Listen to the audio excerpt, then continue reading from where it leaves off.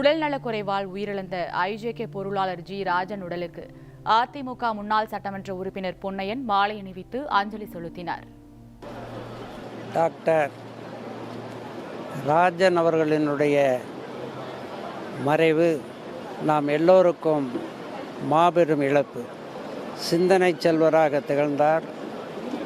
அறிவுரை வழங்குவதில் ஆக்கப்பூர்வமாக இருந்தார்.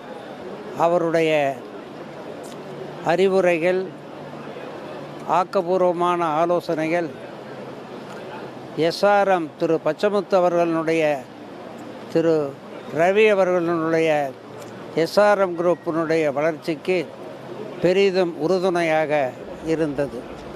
அவர் தெய்வமாக மாறிவிட்டார்.